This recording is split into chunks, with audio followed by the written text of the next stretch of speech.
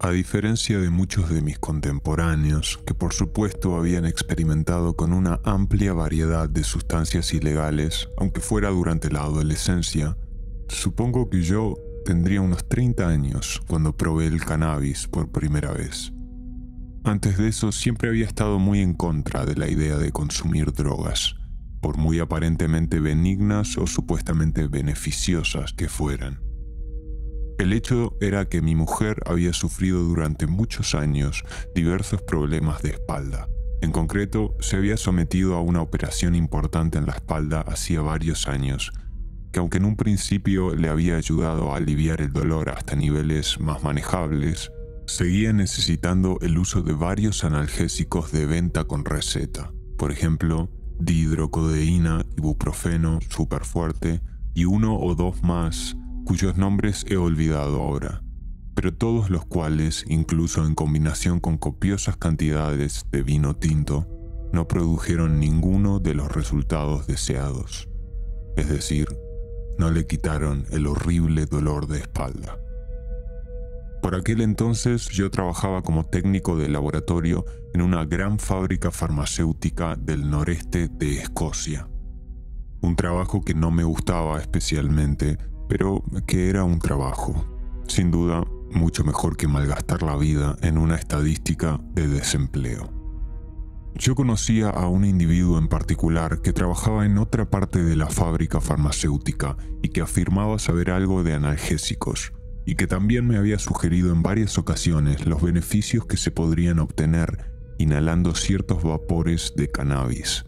En otras palabras, fumando resina de cannabis.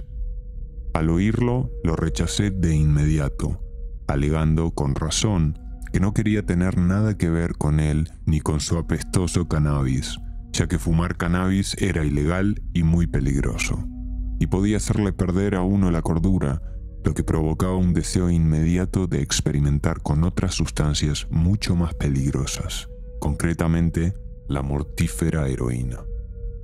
Sin embargo, los problemas de espalda de mi mujer continuaban y parecían en todo caso empeorar. Además, nada de lo que tomaba en forma de medicamentos prescritos parecía ayudarla. Así que temiendo que su estado siguiera empeorando, me puse en contacto con mi socio de la farmacéutica en el mayor de los secretos y le hice un pedido de resina de cannabis por un valor de 20 libras esterlinas, con el único fin de ayudar a mi mujer a aliviar sus considerables dolores de espalda. La compré, la llevé a casa y la escondí con mucho cuidado en un armario. No fuera a ser que la policía nos hiciera una visita sorpresa y la encontrara en nuestro poder. Envuelto en celofán era un bulto muy pequeño y oscuro, del tamaño de una moneda de 1 céntimo, muy duro y también con un olor característicamente penetrante. En absoluto desagradable, de hecho me recordaba extrañamente al chocolate, o al menos eso me pareció.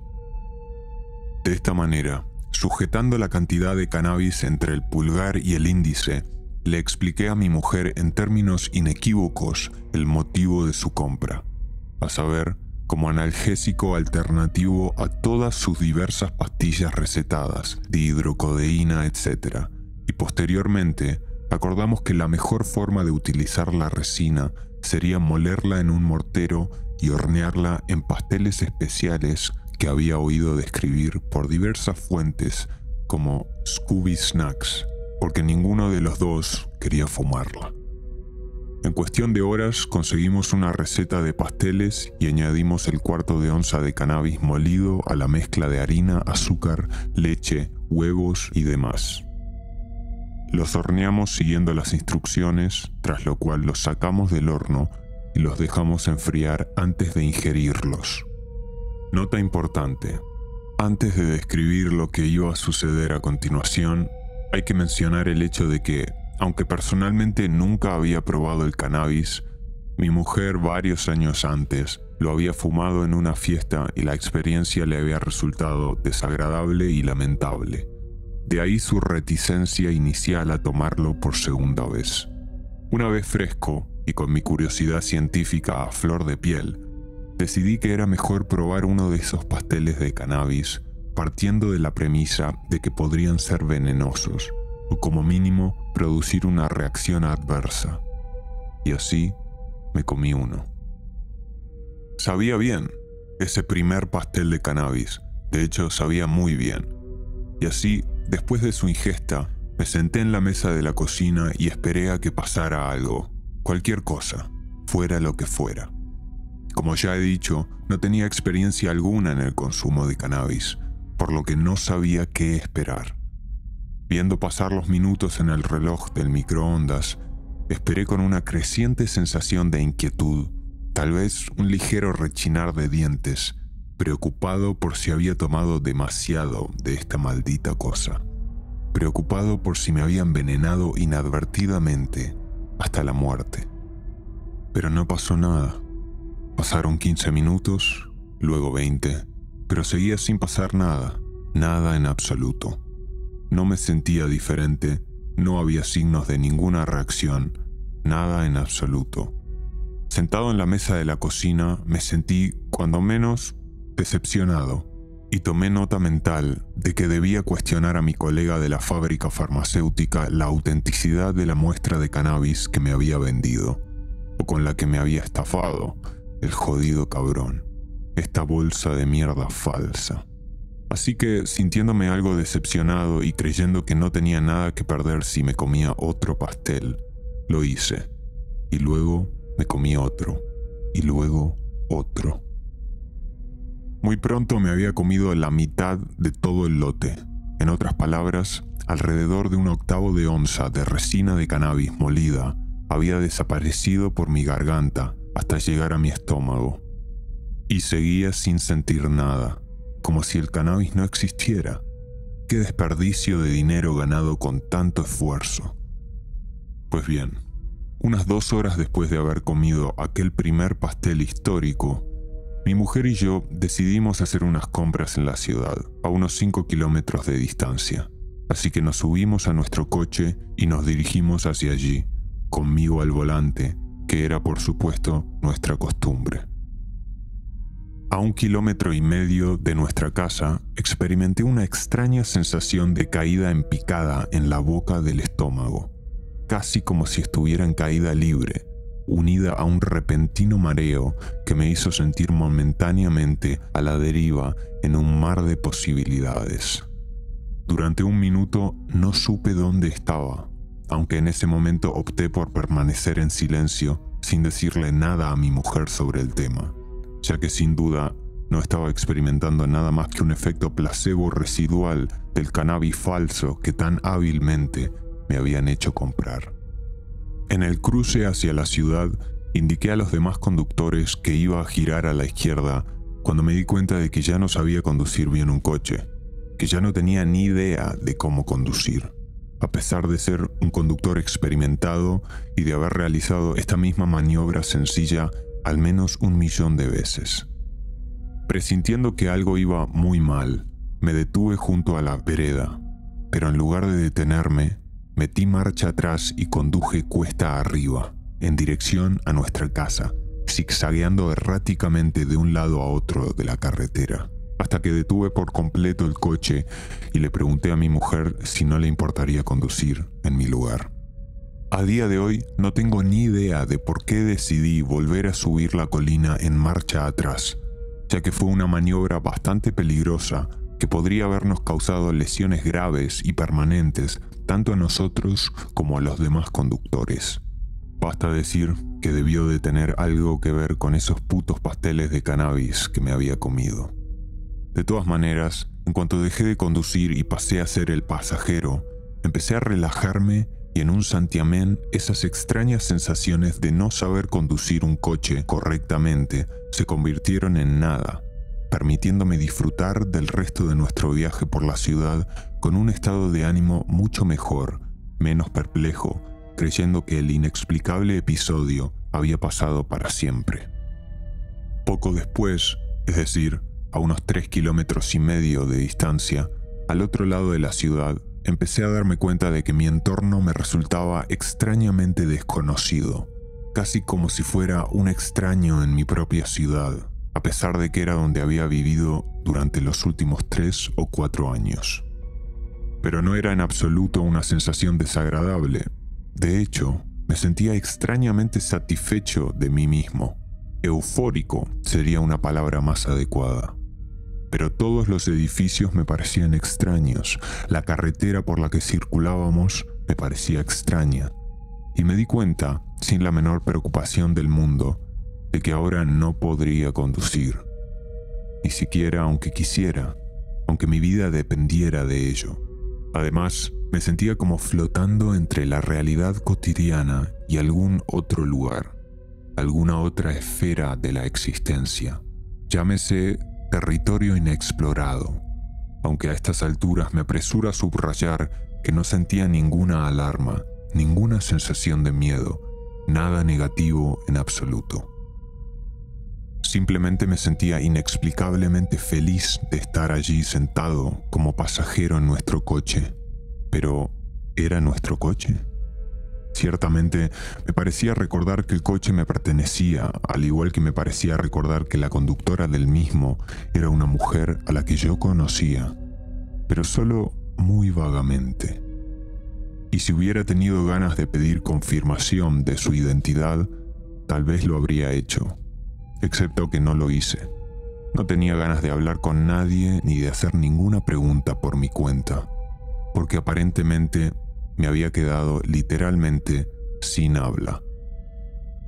En cierta ocasión, mi mujer y yo nos detuvimos brevemente en unos grandes almacenes que vendían diversos artículos de mobiliario, con el propósito de explorar la posibilidad de comprar un nuevo colchón para nuestra cama. Pero cuando me preguntaron si tal o cual colchón me parecía adecuado, descubrí o redescubrí que había perdido la capacidad de expresar mis opiniones. De repente me pareció un esfuerzo incalculablemente enorme no solo formarme una opinión, sino también expresarla verbalmente. Así que al final le ofrecí a aquella extraña mujer que me resultaba vagamente familiar un gruñido sin compromiso. Poco característico, porque normalmente me gustaba expresar una opinión cuando se trataba de gastar nuestro dinero.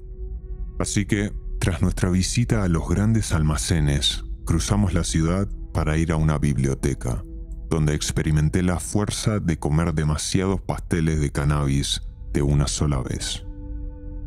Este fue el momento en que mi reacción a los componentes psicoactivos de la sustancia adquirió un cariz mucho más siniestro. Un giro a peor, podría decirse. Esto ocurrió unas 2 horas y media después de comer ese primer pastel histórico de cannabis. Casi imperceptiblemente, los movimientos de los que estaban en la biblioteca se hicieron cada vez más lentos, hasta el punto de que me sentí como si me abriera paso frenéticamente entre ellos a una velocidad fantástica, mientras todos los demás parecían caminar y hablar en cámara lenta. Increíblemente lenta. O era al revés. A veces percibía que nuestros ritmos relativos se invertían, todo lo cual no ayudaba a calmar mi creciente sensación de inquietud e incomodidad. No solo no recordaba dónde estaba ni cómo había llegado hasta allí, sino que tampoco recordaba quién era. Esto me daba un miedo de muerte. Tenía que recordarme constantemente quién era, todos los rasgos de mi personalidad, pero era una batalla perdida, ya que cada 30 segundos, quizás menos, lo olvidaba. Sentía como si mi personalidad estuviera sufriendo una especie de autodesintegración espontánea. De repente, la biblioteca, que antes me resultaba familiar, se convirtió para mí en un lugar aterrador y extremadamente peligroso. Naturalmente quería largarme de allí, escapar a un lugar seguro, un refugio. Pero, ¿a dónde iría? ¿Dónde exactamente? Así pues, haciendo todo lo posible para no caer en un pánico ciego, me esforcé por permanecer lo más cerca posible de aquella mujer vagamente familiar que me parecía a la vez amistosa y tranquilizadora. Al fin y al cabo, era mi esposa, aunque en aquel momento no lo reconocí. y que si tuviera la oportunidad, sin duda ahuyentaría y disuadiría a cualquier asaltante invisible o demonio que pudiera saltar hacia mí desde las sombras y hacerme algún daño corporal irreversible.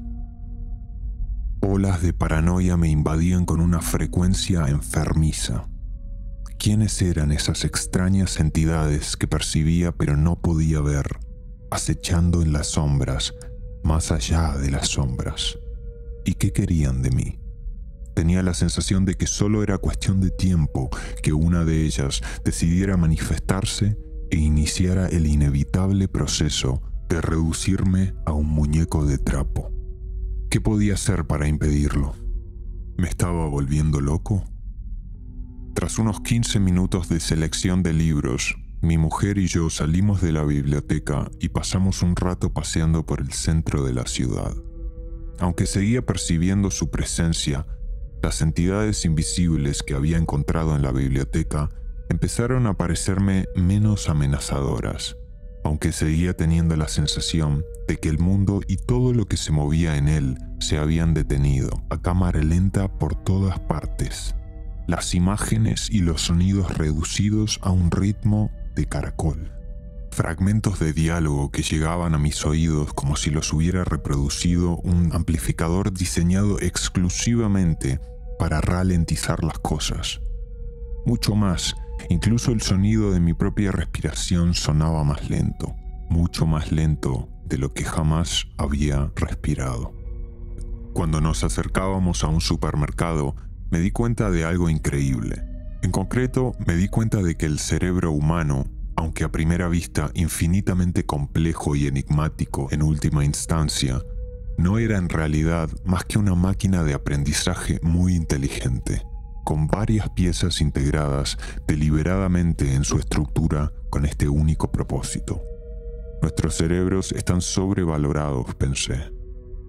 No son más que máquinas de aprendizaje muy inteligentes, pero en última instancia, repetitivas. ¿Cómo no me había dado cuenta antes? Por ejemplo, supongamos que veo a otra mujer caminando hacia nosotros. Una joven muy guapa y muy sexy, con una piel preciosa y un pelo sedoso hasta los hombros. En otras palabras, alguien a quien me le tiraría de primera si tuviera la oportunidad, a pesar de estar casado. En cuanto la veo, me imagino un proceso orgánico que se pone en marcha en mi cerebro. Un disco orgánico que se desliza suavemente en su lugar dentro del cerebro y cuyo título podría ser ¿Cómo he aprendido a responder a alguien que encuentro sexualmente atractiva? Otra cosa puede ocurrir. Digamos que mi mujer me hace una pregunta, no importa qué pregunta, pero me la hace de todos modos. Entonces, un disco orgánico diferente se desliza en su lugar dentro de mi cerebro. Esta vez, un disco impreso con un comportamiento aprendido específico para hacer frente a las preguntas de mi mujer. Así, el cerebro tiene todo lo que ha aprendido escrito y grabado en discos específicos para cada tarea. Así, no tiene que volver a aprender cada día lo que tiene que hacer. Aprende y almacena la información en estos extraños discos orgánicos. Puedo verlos, claros como el día. El cerebro ha aprendido estos comportamientos y de algún modo los tiene todos almacenados en secciones, igual que la biblioteca tiene sus libros almacenados en secciones, desde la ficción de terror hasta el romance, desde la ciencia ficción hasta los misterios. El cerebro es exactamente igual, es una máquina inteligente que aprende, nada más. Esto marcó el comienzo de una serie de increíbles experiencias visuales que durarían las 2 o 3 horas siguientes, posiblemente más, aunque en aquel momento no tenía forma de saber cuánto podrían durar. Solo lo digo retrospectivamente. Después de la biblioteca, mis sentimientos de temor fueron desapareciendo rápidamente, como el sol en una tarde de invierno, me complace decirlo, para ser sustituidos por una imagen tras otra que destellaban brillantemente ante mis ojos. Dentro de mi cabeza, explosiones de comprensión a todo color, de cómo las diversas actitudes son comportamientos aprendidos y cómo pueden expresarse visualmente dentro de la corteza cerebral, de cómo el cerebro interpreta toda esa información y la almacena en discos a los que puede recurrir en caso de necesidad, siempre interpretando y reinterpretando. Otra cosa sorprendente que noté gracias a los efectos psicoactivos del cannabis fue cómo el cerebro se divide en dos partes distintas, una donde se generan las ideas básicas y otra donde se puede dar expresión a cada una de esas ideas. Por ejemplo, digamos que observo a esta hermosa joven, no necesariamente mi esposa, que se me acerca en la ciudad. La veo y su imagen se registra en lo más profundo del córtex de mi cerebro, al que éste responde con sus respuestas conductuales aprendidas y profundamente arraigadas. Así pues, en mi cerebro se genera una idea que puede titularse «Me gustaría ir a la cama con ella». Pero para que esta idea se exprese en mi mente como una afirmación verbal o se reconozca como tal, sería necesario que la idea viajara a una parte diferente del cerebro, llámese el centro del cerebro para el registro de ideas o conceptos importantes. En otras palabras, sería incapaz de expresar esto en términos de pensamiento real a menos que la información pudiera pasar de una parte del cerebro a la otra. Y para facilitar este viaje, comprendí la necesidad absoluta del cerebro de un determinado agente químico, de identidad desconocida, que debido a los efectos de diversos compuestos psicoactivos en el cannabis que había ingerido, quedó temporalmente indisponible en mi cerebro. A partir de entonces experimenté la incapacidad de expresar mis pensamientos de la manera que hasta entonces había dado por sentada. De lo contrario, nunca habría notado este importante fenómeno fisiológico para empezar. No cabe duda de que me di cuenta de que existía una clara brecha entre la comprensión y el pensamiento. Quizás sea esto a lo que ciertos miembros de la comunidad científica se refieren como bicameralidad del cerebro. Después de hacer nuestros recados en la ciudad, volvimos a casa, donde poco después de nuestra llegada empecé a sentirme algo fatigado. Así que me tumbé un rato en nuestra cama a descansar. Sin duda aún estaba colocado por el cannabis, aunque en ese momento sentí que los efectos empezaban a desaparecer. Cerré los ojos y me encontré de nuevo con algunas de las imágenes visuales más increíbles que jamás había experimentado fuera de los sueños. No estaba exactamente durmiendo, más bien dormitando. Pero detrás de mis ojos veía colores extraños, grandes nubes de varios colores que entraban y salían de mi cabeza. Entraban y salían de la conciencia, voces apagadas, descifrables y vagamente familiares, pero no del todo articuladas. Veía un gran cable que se extendía hacia el cielo dentro de mi cabeza. Un cordón umbilical que me sujetaba como una cuerda a mi pasado. Sentía que retrocedía de la edad adulta a la infancia, de vuelta al tiempo antes de nacer. Grandes formas materializándose de repente y desapareciendo repetidamente, ahora reformándose en nuevas formas, todas familiares, todas ligadas inextricablemente con quien era antes de nacer y quien soy ahora. Regresión absoluta. Me sentía totalmente relajado y en paz conmigo mismo. Podría quedarme aquí para siempre. Se sentía genial. Se sentía como si hubiera vuelto a entrar en el vientre materno. No podía creer lo tranquilo que me sentía. Por desgracia, este estado casi de nirvana no estaba destinado a durar para siempre, ya que demasiado pronto los efectos del cannabis empezaron a desaparecer y pude volver a funcionar con normalidad. En esta ocasión, la ingesta de cannabis en forma de pasteles tardó 2 horas en hacer efecto en mi sistema digestivo, y los efectos iban desde una leve desorientación hasta una grave pérdida de memoria, junto con una paranoia extrema, alucinaciones audiovisuales, somnolencia, incapacidad para realizar tareas sencillas como conducir un coche, pérdida del habla, incapacidad para pensar racionalmente, falta de interés en la comunicación, etc. Todo lo cual duró hasta 3 o 4 horas, alcanzando un pico en un determinado nivel y disminuyendo muy gradualmente. Tal vez si hubiera comido una cantidad más razonable, digamos un pastel en lugar de 10, habría disfrutado de la experiencia mucho más de lo que lo hice. Pero esto es fácil de decir en retrospectiva, no tan fácil cuando nunca has tenido ninguna experiencia con el cannabis antes, como yo. Además, hubo otros efectos notables, aunque menos dramáticos, del cannabis que vale la pena mencionar. Por ejemplo, que durante las siguientes 2 o 3 semanas me sentí inusualmente relajado, inusualmente tranquilo, como si nada importara realmente, como si nada fuera tan importante como para ponerse nervioso por ello. Nada por lo que estresarse. Y poco a poco, muy poco a poco, volví a ser el mismo de siempre. Así que tal vez quedará algún efecto residual del cannabis, que puede o no tener importancia para las pruebas médicas de los empleadores, los controles policiales, etc., para ver si uno está libre de drogas, como bien podría afirmar.